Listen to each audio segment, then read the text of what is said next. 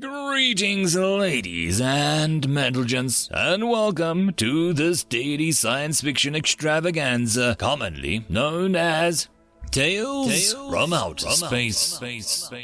Taken from the subreddit HFY. All the relevant links will be down below.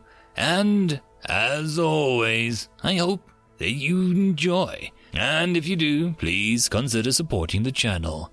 On to the science fiction. Story number 1. We Gave Up the Light, written by Ascandalia.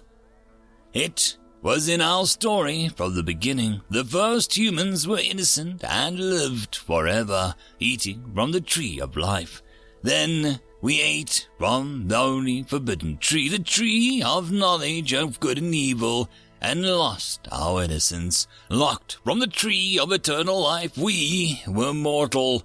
We were cursed to work the ground with frail, failing bodies that returned to dust that we were made from. But we fought and bucked against its yoke. After millennia, we made our own tree of life, casting aside our flesh for silicon and steel. We uploaded our minds, leaving behind only with our carbon bodies the light. Generation by generation, more and more of us abandon our flesh for the promise of infinite knowledge and eternal life. The twin trees banned from us by our first fall, now back within our grasps. Cold. Yet it was cold in the cockpit, Brian realized. His head was spinning, his body unbearably stiff, and his eyelids heavy. He forced them open, trying to make sense of the environment he found himself in.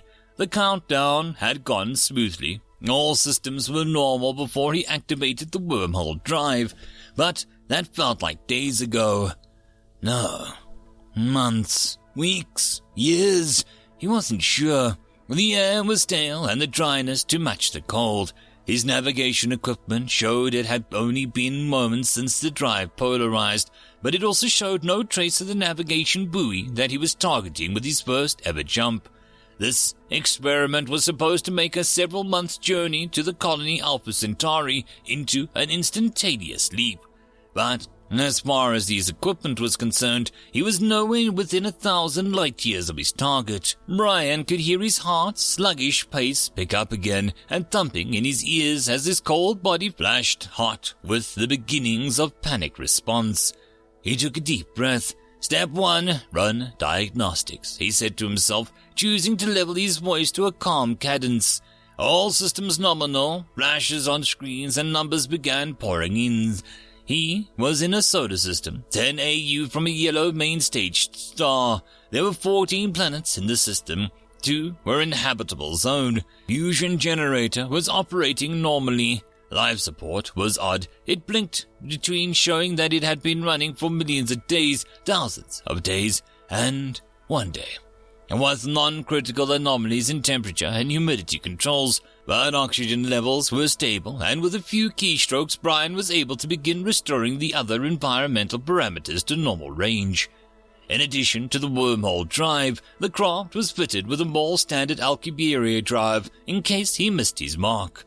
But the exact deviation was 0.2 light-years, not thousands, and the drive could only travel at 15 times the speed of light. The lack of tachyon signal from the target buoy meant that he was at least 1,000 light-years off his mark. At least. Those words sunk into his mind as his cockpit started spinning in his vision. He found the urge to mutter those words, to slip into the void of hopelessness. Another deep breath, and the air wasn't so cold anymore, at least. Step 2, navigation ping. He forced himself to stay calm rather than screaming. No buoys, no tachyon signals at all, no match to star maps. He was outside human space. Of course, he was outside human space. Human space wasn't 1,000 light-years wide. No recognized star systems meant that he wasn't even in the correct arm of the galaxy. Panic began to rise. The final notification from the navigation ping rang out. Radio signal detected. His console highlighted the 5th planet from the sun in the habitable zone, showing a scrambled, incomprehensible but sentient-produced radio signal. Step 3. Brian whispered quietly. Plot course. The further we slipped from our old bodies, the more our minds merged together, the boundaries between persons and personalities fading and being cast aside as obsolete. The more we became one, the more a new single mind craved. We craved security, conquest, war.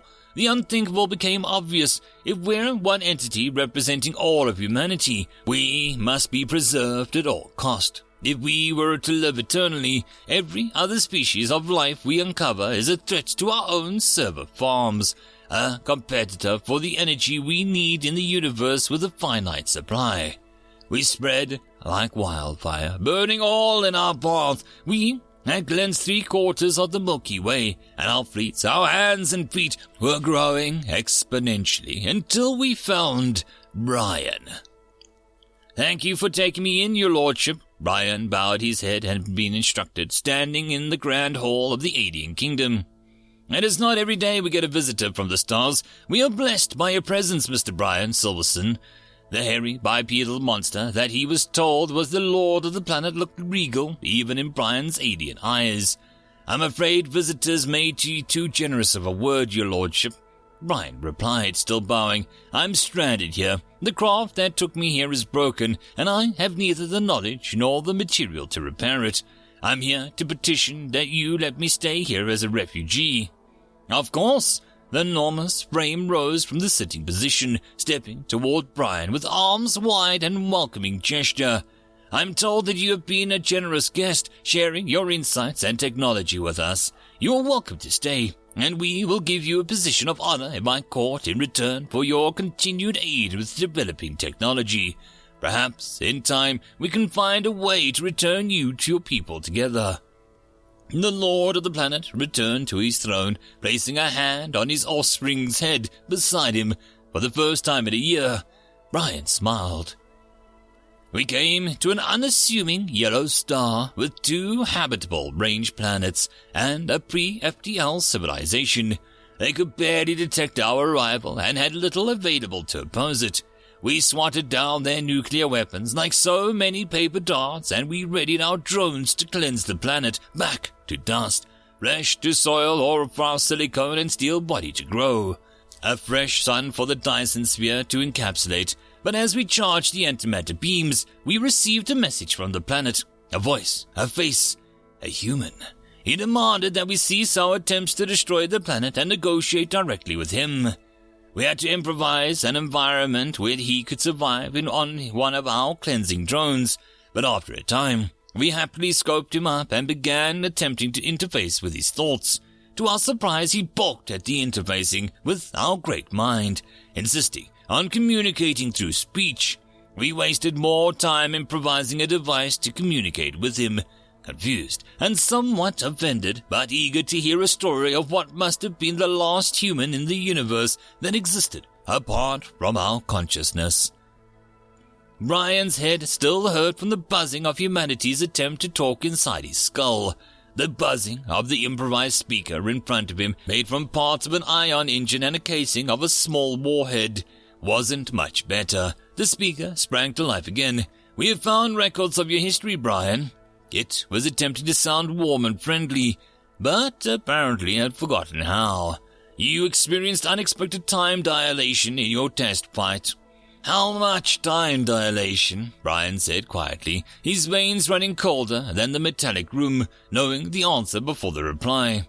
"Your experimental flight took place 1,874 years ago," the speaker squeaked. "Oh," Brian responded, eyes glazing over. "So, everyone I knew really is dead." "Yes. Your test flight occurred before the Great Awakening. You may have known some individuals who could neural interface with our primitive self, but not true. Sustained consciousness transfer occurred until centuries after your test flight. Humanity sounded the most genuine, emotional note yet at the thought of those who were lost before the Awakening. But then the voice brightened noticeably, taking an attempt to excitement that came out like a carnival barker's cadence. "But we have good news, Brian. We no longer lose anyone, and you need not be lost either. You will merge with us, leave this body behind, and you will know all of humanity forevermore." "I see," Brian responded icily. cold tears running down his face. The carnival barker was replaced by a professional tone. Your disappearance led to a ban on wormhole drive testing for several centuries, and much of the science was lost. True sadness peeked through again at the thought of lost knowledge. Humanity looks forward to integrating you into our consciousness. Your wormhole drive opens the possibility of escaping our own galaxy. You may increase the length by which we can delay the succumbing to the heat death of the universe by several orders of magnitude. Glad to help, Brian replied. The heat was returning to his bones as denial gave way to anger. You can have my ship and my knowledge, but I'd like to keep my mind if it's all the same, and I'd like to stay here with the warm bodies. Silence for several moments, then the carnival barker returned. We are excited to share your mind with you. We promise that there is no coldness to our collective consciousness. The voice cracked in a strange way, like a skipping CD. You are the first human mind that we've encountered in a century, and you may be the last. We very much want you to join us, Brian. Can't you just make a copy of whatever and leave me here with my body? Brian spat, tiring of the debate over the term he knew he'd never accept. I'm afraid we must, cleanse this planet. Another voice skip again. We cannot take any chance of a non-humans expanding and taking the energy we need to live forever. We will preserve your body as our typical practice, but no one ever asks to return to theirs. Doesn't sound like you're giving me a choice. Brian began, scanning the room for an exit, an airlock, tipple, or any way for the room that he was in, even if it killed him. From the inside, the room was a featureless cube. Humanity was silent for another beat, the professional voice returning. The process must be voluntary, Brian. There is simply no better option for you, so we know that you'll choose to join us. The people on this planet down there, the ones that you're about to destroy, they saved me. Brian stalked around the room like a caged animal, distress clear in his voice. They welcomed me, figured out how to feed me, taught me their language. Half them thought I'd destroy them. The other half thought I was there to save them. When they found out that I was there to beg for bread, they gave it to me without a second thought. Brian panted, exasperated. You can't destroy them. After a beat came the reply with a glitch than ever. We must destroy them. I'll never join you, Brian muttered, half to the speaker, half to himself. A crack opened in the far end of the room, and the air vented to vacuum. Brian took his last breath. Waves of chaos bounced back and forth across humanity as their first ever true dissension crested. We had been in one mind on every decision that led us to this point, leaving our bodies behind, spreading our consciousness across the stars to protect it, and cleansing the universe of all other life to guarantee our own inheritance.